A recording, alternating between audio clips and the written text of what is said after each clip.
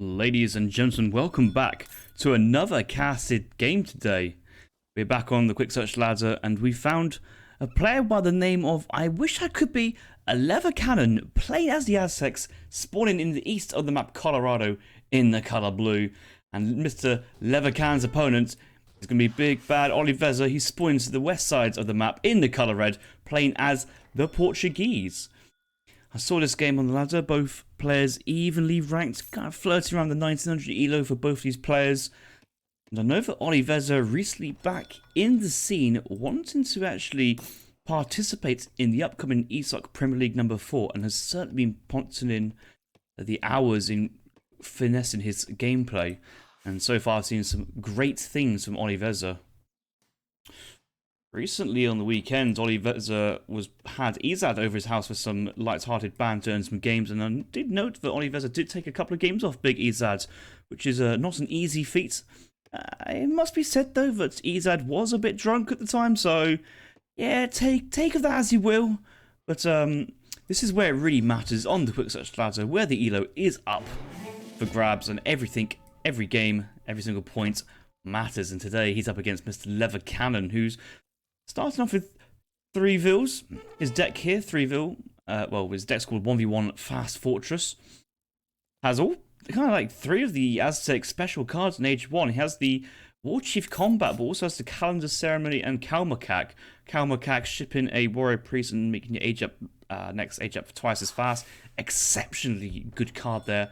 Calendar Ceremony, if you're not aware, ships a Warrior Priest and enables the new Calendar Ceremony at your Community Plaza, which reduces the cost of your next age up time overall. So both of those techs helping Aztec to age up pretty quickly, pretty cheaply. We may see Kalmakak now as card number 2 here for Aztec to get into the second age with speed and tempo, and maybe we might be seeing Calendar Ceremony to help him get to the third age, or maybe 4th, who knows. We could be seeing age 4 Skull Knight play, it could be just age 3 Eagle Arrow Knight play general.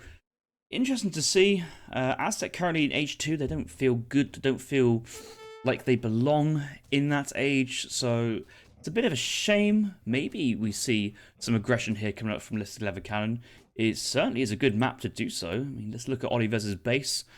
Starts off with Market and a house. Not too much hunts. Colorado is usually known for having 1 in-base hunt, 1 hunt behind your base, and 1 hunt in front of your base. And this hunt of elk here, walking rather far forwards from the town centre of Oliveza. Maybe could be able to secure it with a second town centre in the second age, making good use of the Portuguese special civilized bonus. I'm about to say it's a special ability, but no, it's just a civilization bonus that they have. However, having said that though, 2 town centres, colonial militia, all that defensive good stuff, Minutemen, defensive shipments of musketeers and crossbows is quite hard to push Portugal in the second age, so I'm sure Mr. Aztec here is going to be sitting back, maybe going for a warrior priest boom semi into the next age. Look at this, sending Kalmakak here, aging up faster and going to get a warrior priest. We're currently dancing with XP here with about 5 villagers, which is certainly decent. Obviously one is a warrior priest, so it's about 6 vills worth of income.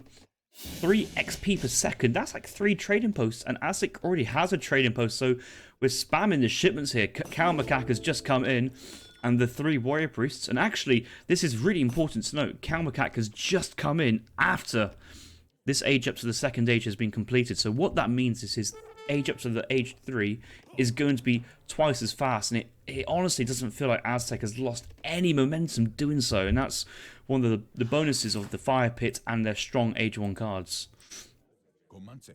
Comanche. Picking up a native scout here, very useful for scouting. It's always nice to keep control of the native TPs, just for the line of sight and the kind of the mental games that you can play your opponent. I mean, just looking at the line of sight, certainly, the line of sight between the trading post and native post isn't, insignificant. You can kind of rest assured that any unit running through this path, especially because the trees are a bit blocking, a bit awkward. Buttercup, the pet cougar, putting some pressure on the Eagle Scout, which actually might go down, forcing a villager defense from the town centre, and that should pick off Buttercup there. Oh well. Buttercup did a good job while she was alive, but wouldn't be no more, and the other wolf has gone down now as well. 6 warrior priests already on the community plaza, and this is what's really strong about this warrior priest boom, is that you can.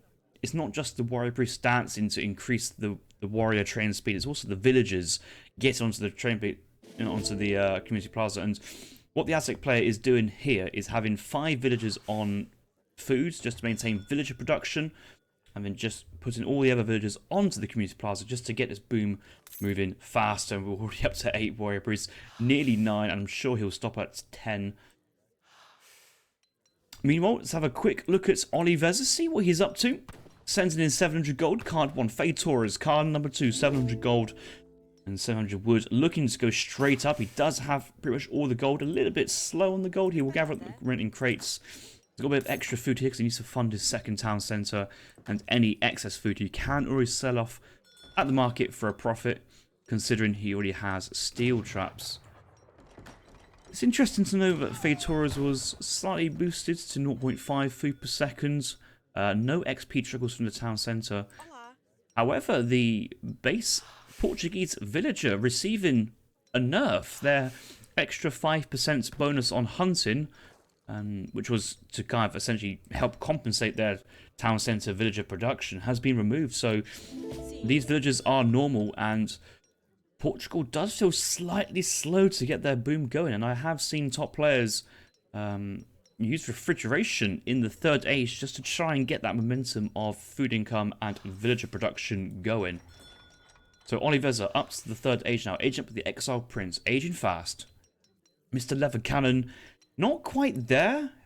He's just sent himself some cords of wood, which, if that was a gold shipment, I'd feel very comfortable of him gathering the gold crates, gathering the food, and getting up straight away. But I think Mr. Leather Cannon here is going to go for a bit of a semi-FF.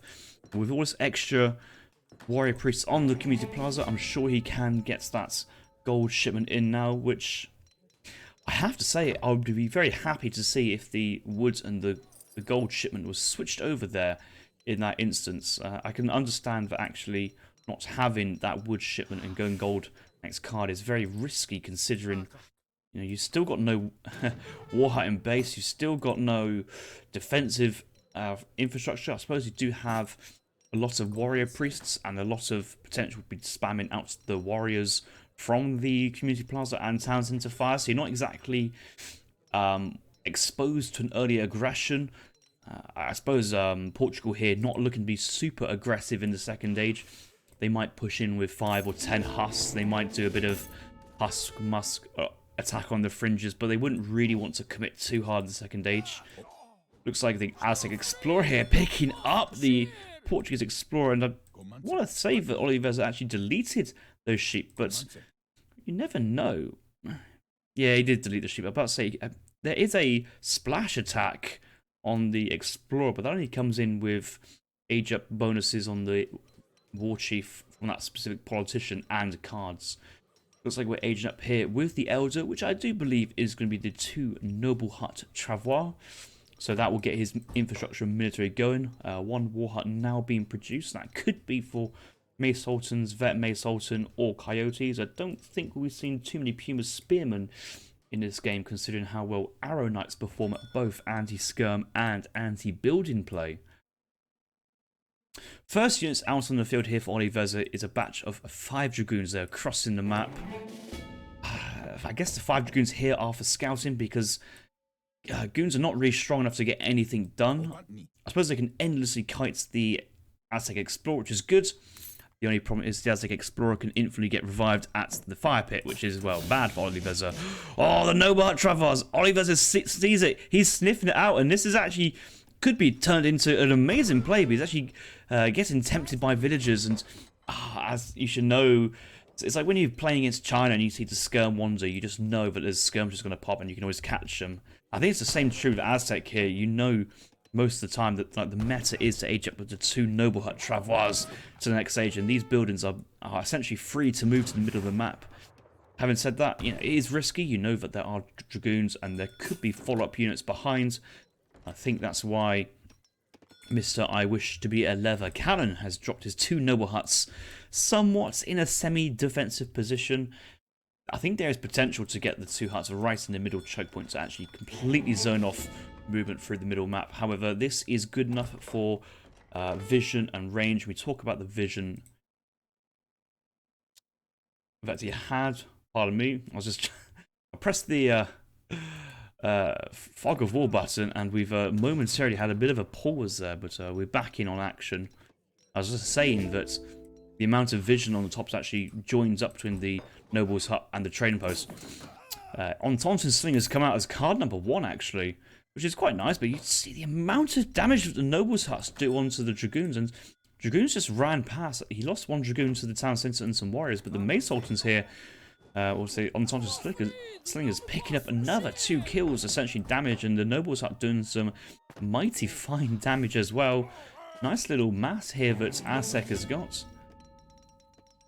We see here that cords of 1,000 wood coming in. We're now moving into Aztec mining, which changes Aztec unit cost from gathering wood to be gold, I believe. Yeah, it's changed the wood cost to gold, but also villager gather rate on the mine is plus 40%. That is a huge increase to gathering, which overall, you know, will lead to a stronger economy. But I think here it's just going to allow more villagers to gather wood, gather food, and maybe buy wood at the market with such an insane price to get back. Arrow Knights here, 55 food, 80 gold. They are expensive units, so you can only manage to get 2 there. It's worth noting, the last patch, the Eagle Runner Knight was nerfed, finally. Some people would say.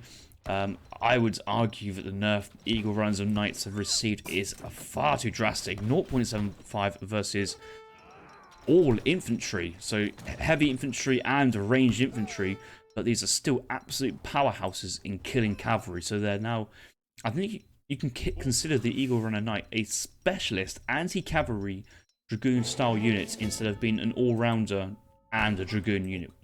I mean, yeah, it was far too good last time. So this is interesting here. The mining gold card here actually really helping drive the Knight production. These units are gold heavy. Eagle Runners are 75 food, 75 gold, 1 population. But also the Knights, Arrow Knights also gold heavy here. And, well, they're 2 population, but 80 gold. They're more gold than food. And that's where the Aztec mining card comes in. So far, it feels like Aztec has just get himself sorted into the 3rd age, just getting the infrastructure going, getting the eco going. He's still got his XP dance going at 11.3 XP per second. I mean, just look at the cards he's already sent. He sent so many cards behind this. It's the fact that 11.3 XP per second is 11 trading posts. The trading posts he's got on the map really doesn't matter at the moment. This is insane. Just look at the XP drop down there. 244 to 17, 190. It's just flying in. The XP is absolutely flying in. So the economy behind doesn't actually have to be good because the shipments will keep up. I wish I could be a leather cannons army. Back into Oliveza. A couple castadors. Counter infantry rifling coming in, but unfortunately there's no infantry here of any sort, or should I say any heavy hand infantry from leather cannon. There's no pikes, there's no skulls, and there's certainly no Aztec Jaguar Prowler Knights on the field just yet. So the counter infantry rifling, although it's nice just to have it ready to go, it's not exactly great. Mace Horses up and close. Arrow Knights, they kind of want to stand and deliver. The Eagle Run Knights are nearby to fend the Hussars back, and you might have actually seen the amount of Hussars that Oliveza has, and maybe adjusting his build orders or his training batches accordingly. The Explorer does go in, goes down. I wonder if we'll see the Explorer revive dance pretty soon. He's getting it back up at the expense of the war dance. Arrow Knight starting to siege on the market. And I think we might start to see a slow siege of Portugal here. Castors will move forward to try and push this back. Arrow Knights with a 11 attack, 1.5 fire rate, no negative multipliers versus the Castors. Castors with 45% range, that's pretty good for tanking. But the Hussars going in, and there's not actually too many Eagle Warrior Knights there. Where are they? Eagle Runners, he's got 10 on the field, and the Portuguese Hussars absolutely enjoying their time on this unit competition. He's going to certainly pick up many kills. And there's all the Mace Haltons and Aztecs, unless Arrow Knights, unless they're marching on the goons and castles, they're auto-targeting the hussars, doing just less and less damage.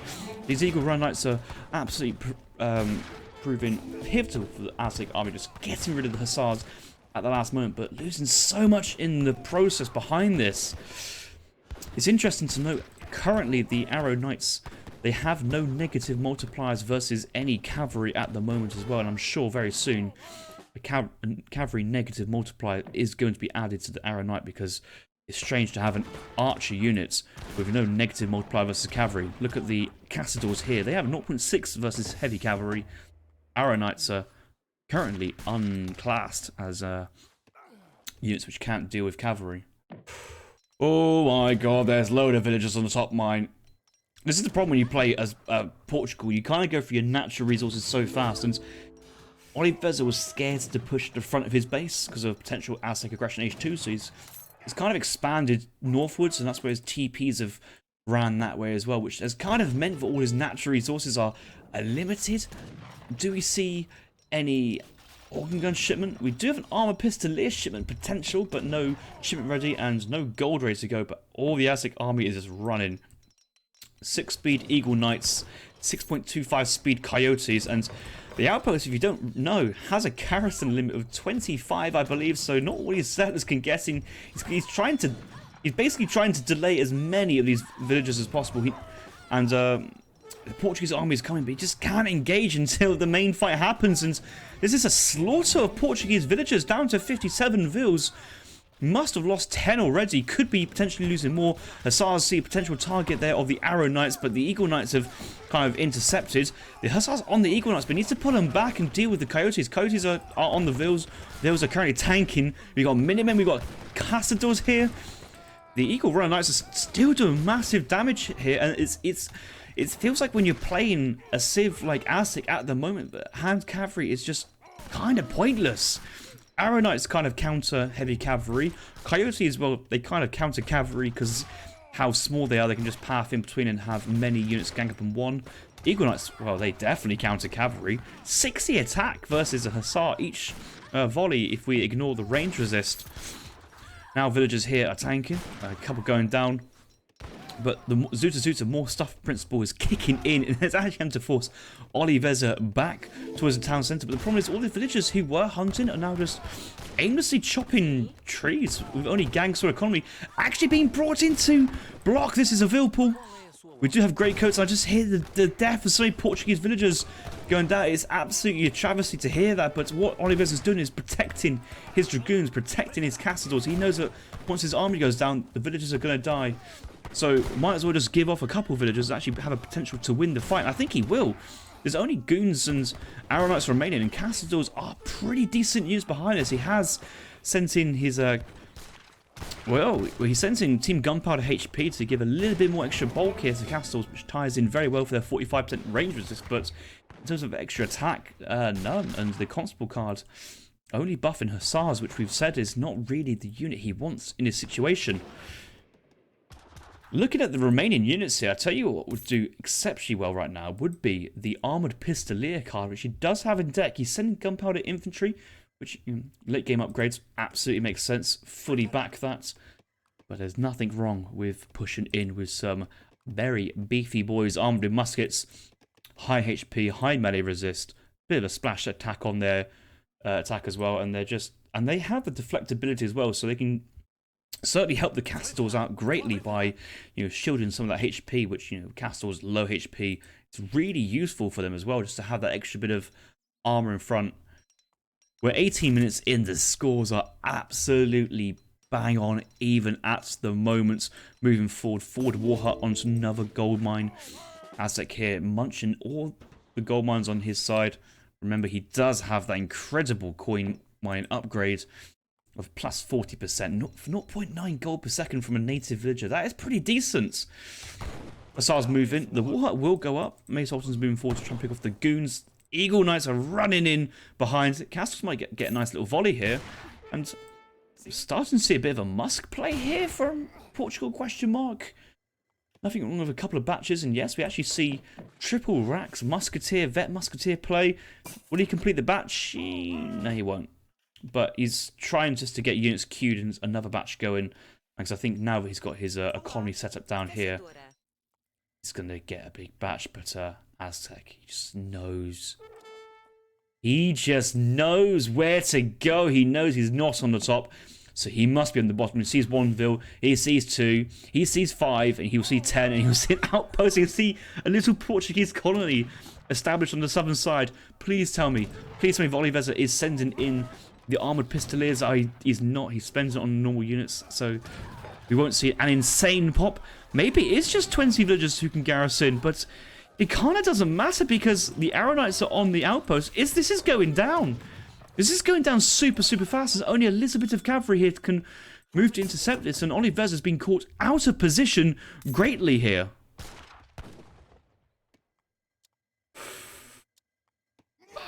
No. Apologies for casting in friend or foe colour, but here, a couple goons getting caught up by the coyote runners. Arrow Knights on the backside doing some damage. Entente's slingers caught up away from the main army. Most of it just do get away, but certainly Portugal down to 49 vils. That 3 TC boom has kind of allowed Portugal to get many vils, but you can't get on the map. The Colorado is low for this map resources, and now Eagle Runner Knights, Mace Sultans, Arrow Knights there.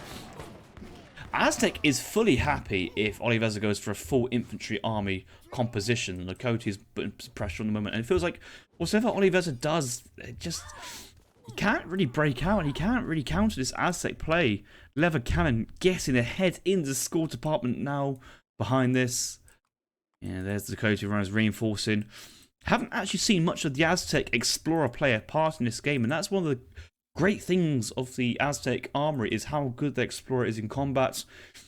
No smoke and mirrors, and hasn't sent the H1 Explorer combat card as of yet. Super, super strong units to use in combat. And a good mixture of XP dats and war dats coming in here from Mr. Lever Cannon.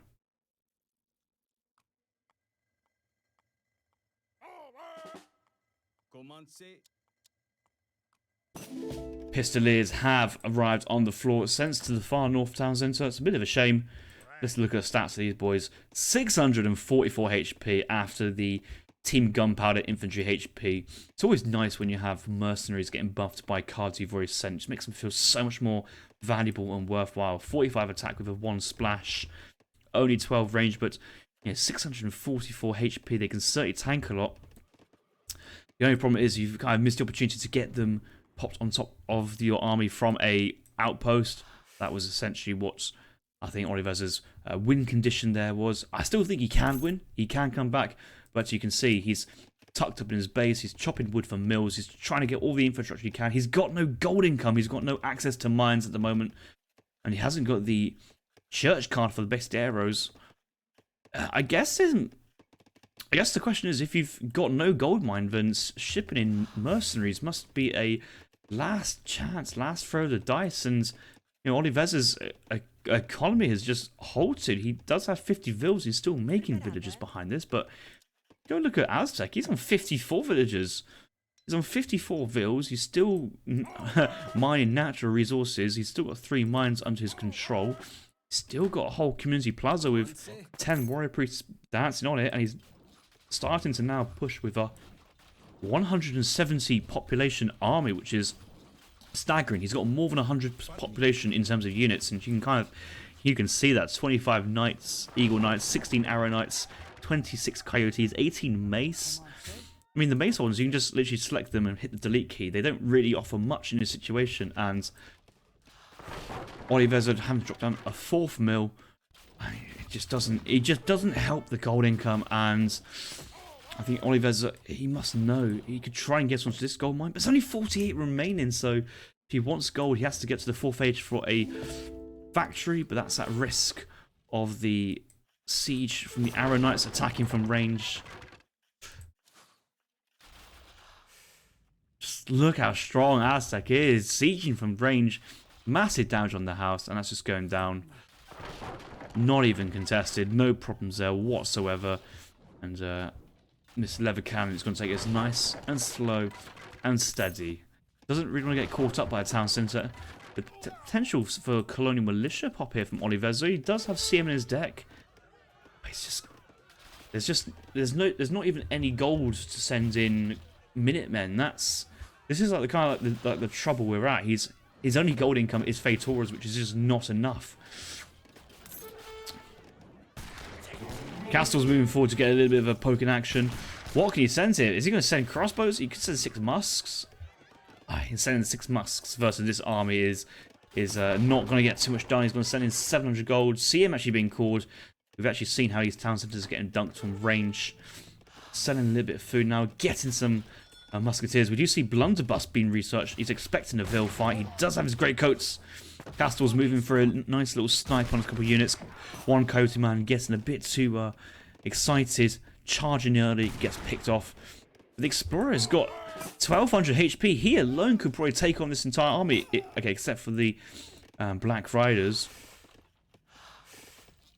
Yeah, Red's army backing off a bit. A couple halberdiers here to try and block the path of the Coyote runners going in. But it's just building is going down one after the next. Or one after the other, shall I say. Looking at Leathercannon's training, he's researching House Big Button there. Very nice. And that should, I believe, is extra units. Yes, a whole nother batch of Mace Waltons coming across the field. He's currently at 209 population. Double CM, big batch called in from Oliveza. Must have sold a lot of resources. Look at his macro. He hasn't got too much food gold remaining. Armored Pistoliers moving forward. They're all tanking down due to deflection ability. There's still 6 in the field. But the Coyotes on top of the Castles. Castles in melee. And the Armored Pistoliers are not in the melee themselves. They could do some big damage versus Coyote. Well, not actually that huge damage, all things considered. But the entire army just gets collapsed at the end. GG's has been called. And Oliveza has to tap out. Mr. I wish I could be a leather cannon. Taking the victory here on Colorado with the Aztec civilization. Great to see. Don't often see Aztecs on the ladder, and a lot of people have been saying that the Civ has been quite heavily nerfed as of late, and I do agree that there's some things which have been maybe overtuned. Having said that though, the Kalmakak card from Aztec is also insane, and how fast the Warrior Priests train in the second age is also rather strong, leading to, well, I mean, the early age 3 is potentially a bit weak, but the power spikes just grew in as the shipments just piled on and on and on. If we look at the shipments total, in the mid game, we're talking about Aztec is ahead by 4 or 5 shipments. That's 5,000 resources in the third age. If you consider all age 3 shipments to be around 5,000 resources, it's an economy in its own right. It's something you have to consider, and also the momentum that it brings. Like, yes, he's about 5,000 res down according to with respect to Portugal. The only problem is that Portugal eventually run out of natural resources, have to spend resources on slow buildings like ploughs, plantations and mills. Not a plough. That's, I mean, a hacienda, the combination of the mill and plantation. But yeah, no, Aztec's eco is just getting better and better, while Portugal's was starting to taper off, and all the extra shipments are really starting to help Aztec, especially those like mid-game, late-game unit upgrade shipments, which cost gold.